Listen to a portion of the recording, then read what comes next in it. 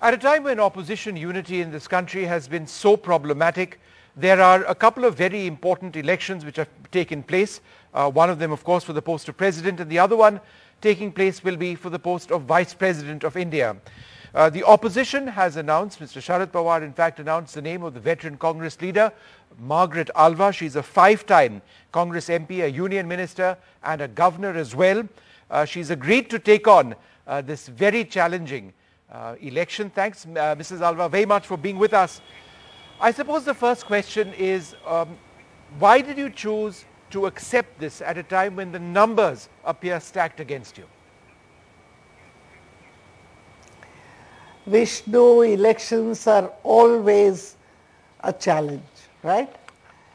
The important issue was to get all the opposition together to fight this election. And when they told me that they had agreed to make me the candidate and that I should represent them, I said yes. Right. Because I do believe that the need for opposition unity is the most important thing at the moment. And what about the Trinamool Congress or the Aam Aadmi Party that the TMC hasn't really announced their support? Do you believe that it's just a matter of time?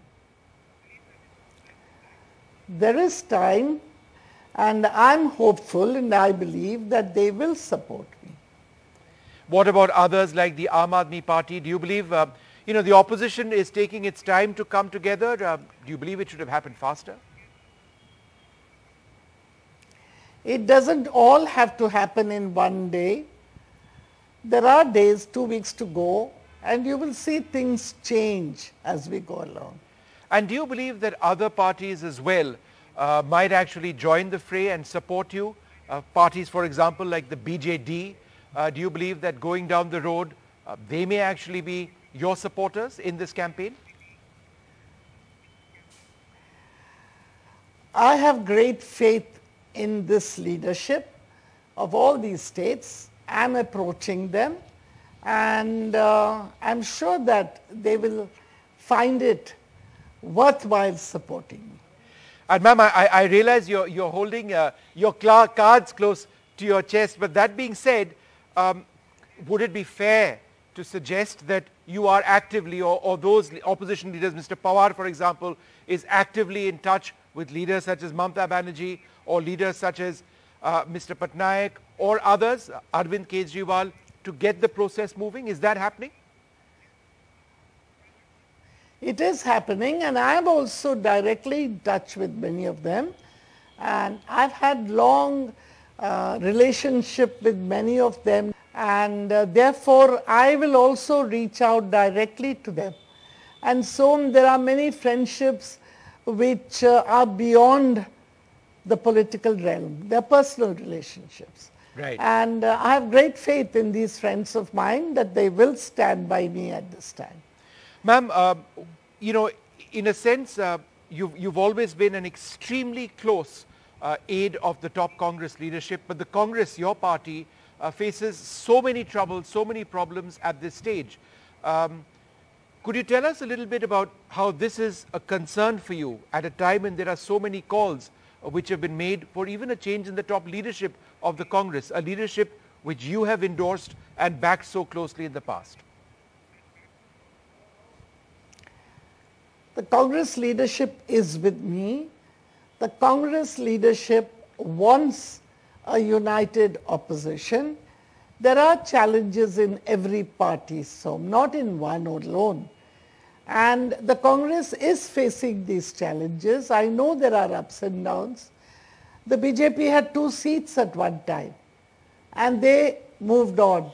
You do not know what will happen tomorrow, who will be where. Let's wait, let's see things change. I have great hope and faith that the Congress will also pull itself out of this sort of downward phase, if I may say so, and be able to fight back. Ma'am, your political career has been absolutely sterling. Some would suggest, barring an incident in 2008, a standoff that you had with Mrs. Gandhi over the issue of family entitlement and ticket distribution. That was then, this is now. Have all of those differences, and you've written about this, Have all of those differences been sorted out as I speak to you today? I have no differences with her at all. Whatever I said, I have explained my position, and soon after that she proposed me for a governorship. And I went on for 5 years to become a governor. So my relationship with Sonia ji, with Rahul, I have no problems. We are absolutely at peace with each other. But you did have problems with Mr. A.K. Antony, for example, in the past. You felt that he felt that you were responsible for... You've had problems in the past with A.K. Antony when he was the Chief Minister of Kerala. In fact, this was something that came up in conversations with Mrs. Gandhi, I'm told, as well. Was that a part of your career which was problematic, differences with Mr. A.K. Antony? I have had differences with many Congress leaders over issues during all these years. You are talking about the 60s, it's almost 50 years past. So these are issues which have been long buried. I have written in my book the story of my life, what I went through, what I faced, and that is all. It's got nothing to do with them or their careers. What I have faced, I have recorded. And ma'am, there was also this one controversial set of comments which you'd written in your book about the role of Sanjay Gandhi in allegedly transferring tanks to South Africa during the apartheid years. Do you stand by those remarks, ma'am? Pardon me, these were reports from the press. Okay. It had been exposed in the press, and I raised it in the House saying these reports have come, and that this is something which, because we had no diplomatic relations with South Africa because of their apartheid policy, I raised it in the House.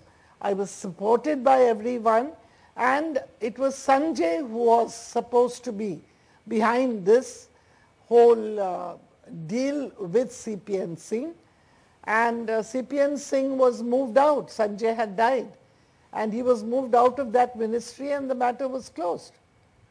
Ma'am, just getting back to these elections and the importance of these elections, firstly, when did you first find out? Who approached you first? And when did you actually consider? Was there ever any doubt in your mind that you wanted to take this challenge? Well, when I was told that the entire opposition had unanimously selected me, and they requested me to accept this challenge of fighting the election, I said yes. I had gone home, as you know.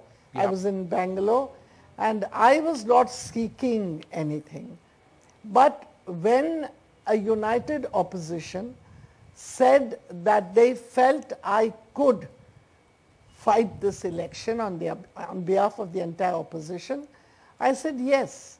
I know I've had a long innings, 50 years in public life. I have fought many battles, and you know something.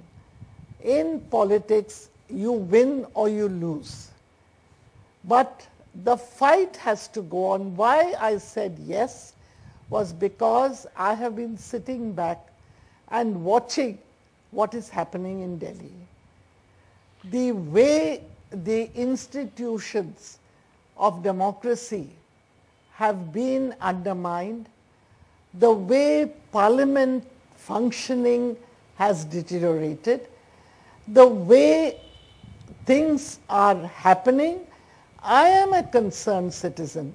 I did feel that we had at some time to accept this challenge and fight unitedly. I'm glad, and shall I say, I'm also humbled in a way that the opposition thought of me and reposed their faith in me. I couldn't say no. I said yes when they approached me, and I'm now in the battle, ready for the challenge. Ma'am, you know, in our country we champion the freedom of speech, but the freedom of speech, some would suggest, is not what it once was, and some would suggest it's not the case even in Parliament, when there are now restrictions on what MPs can actually say, the choice of words which they use has to be very calibrated, and some would suggest that dissent within Parliament itself is no longer tolerated. If you were to win this election, would you ensure that there would be more democratic expression allowed in Parliament? I certainly would. You know something, Vishnu? I have seen Parliament since the 70s. I was in the Rajya Sabha for 24 years and then in the Lok Sabha. I have presided in both the houses. I have seen stalwarts like Vajpayee ji, Prakashvi Shastri, Bhupesh Gupta, Chandrasekhar, Mohan Daria, whole lot of very bold and very brilliant speakers speak, take on Mrs. Gandhi, take on the government, and be able really to say what they wanted to say. We used to sit in awe and watch them. This was the tradition. We had a Radhakrishnan in the chair, we had a V.V. Giri, we had outstanding people, Hidayatullah Sahab, all outstanding chairmen who never restricted the right and the freedom of speech. Parliament is meant for debate. Parliament is meant for discussion. Parliament is meant to oppose, and Parliament is expected to work out a consensus. That is the role of the chair. And I believe that I would be able to strive and in some way or the other bring different sections of the House together to find solutions to national problems. Well, ma'am, thank you for speaking to us, and good luck in this very big challenge, and thank you so much for sparing some time to speak to us. Thanks very much indeed, ma'am. Thank you. It was a pleasure.